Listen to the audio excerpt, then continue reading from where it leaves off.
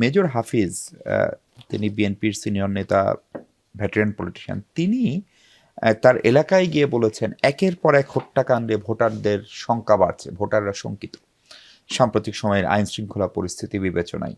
সেই সাথে একদিকে হচ্ছে আইন শৃঙ্খলা পরিস্থিতি, আর একদিকে নির্বাচন কমিশন নিয়ে আপনি আগের দুজন বক্তার বক্তব্য শুনছিলেন, আমিরুল মোমিন মানিক কিংবা হুমায়রা।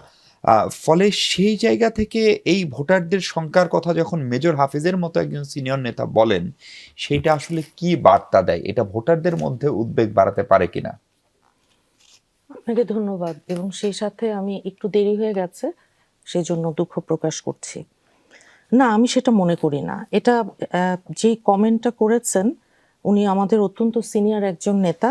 ল অ্যান্ড অর্ডার নিয়ে তো আমরা সবসময় কথা বলছি যে ল অ্যান্ড অর্ডার এটা যদিও এই 17-18 মাসে দরকার ছিল আর একটু স্টেবল হওয়া, কিন্তু আনফর্চুনেটলি সেটা হয়নি সেইভাবে।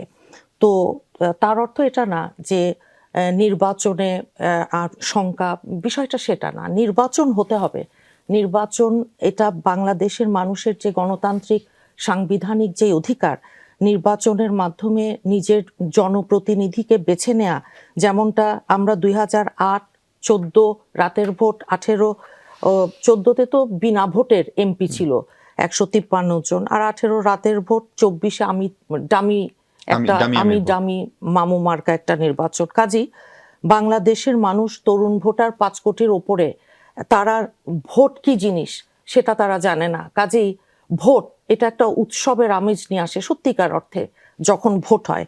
আমরা শুধু আশা করি যে যেহেতু আমরা 3টা নির্বাচন চোখের সামনে দেখেছি, কোনো নির্বাচনের দন্তান্নও তার মধ্যে ছিল না। একটা নিরপেক্ষ নির্বাচন আমাদের আকাঙ্ক্ষা।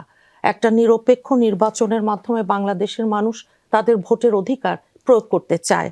একটা সুষ্ঠু নির্বাচন, সমতল, যেখানে মাঠ হবে, যেখানে কারো দিকে হেলে থাকবে না, যেটা অতীতে ফ্যাসিবাদ স্বৈরাচারের দোসর যারা একদলীয় কর্তৃত্ববাদী তারা দেখিয়েছে আমাদের বারবার চোখ। যেই কারণে আপনার গুমের প্রতিবাদ হিসেবে বলেন 5ই অগস্ট যেটা হয়েছে, গণ অভ্যুত্থান, হাজার হাজার ছাত্র জনতার যে রক্তের ঋণ সেটা শোধ করতে হবে। এটা করতে হলে গণতন্ত্র ফিরিয়ে আনা, আপনার ভোটের অধিকার ফিরিয়ে আনা, নির্বাচন হওয়া, আইনের শাসন, মানবাধিকার। কিন্তু আপা, এখন যা যা অভিযোগ আসছে তার বেশিরভাগ অভিযোগ আপনার দলের বিরুদ্ধে। ধরেন হাসনাত আব্দুল্লাহ অভিযোগ করছেন কুমিল্লার ঘটনায় যে একটা ডিজাইন নির্বাচনের চেষ্টা চলছে, যেহেতু সরকারি দল বলে কোনো দল আসলে নাই এবং বিএনপির প্রধানতম দল, বিএনপির একাধিকবার রাষ্ট্র পরিচালনার অভিজ্ঞতা রয়েছে, বিএনপির জনপ্রিয়তা বেশি, ফলে এই ডিজাইন নির্বাচনের যে চেষ্টা, সেই চেষ্টা হাসনাত আব্দুল্লাহ আসলে কার বিরুদ্ধে করলেন সেটা আমি তো সেটা বুঝতে পারছি না। কারণ আমাদের বিএনপি তো ভাই রাষ্ট্র ক্ষমতায় নেই।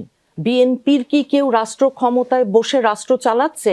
বিএনপির সবাই কি আপনার গত 17 বছর প্রশাসনে একজন লোক বিএনপির মানে চতুর্থ কর্নারে যদি শুনেছে, তাহলে কি তার কোনো সরকারি চাকরি হয়েছে, কিংবা সে কি কোনো নিরাপত্তা বাহিনীর কোথাও ঢুকতে পেরেছে?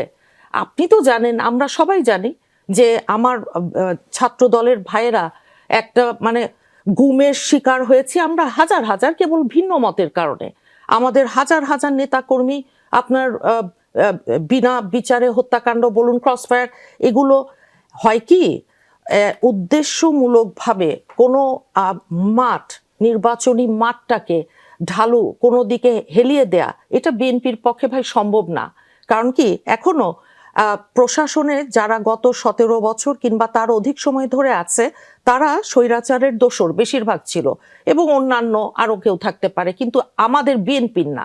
কিন্তু আপা ধরেন 2006 পর্যন্ত যারা সরকারি কর্মকর্তা ছিলেন তারাও তো গত 17 বছর চাকরি করেছেন না, তারা হয়তো আওয়ামী লীগ হয়েছেন, তারা সবাই যে অবসরে গেছেন তা তো না। ফলে তারা এখন আবার সেটা খুব নমিনাল। আপনি যেটা বলছেন সেটা ডিজাইন নির্বাচন বিএনপি কিভাবে করবে বলেন?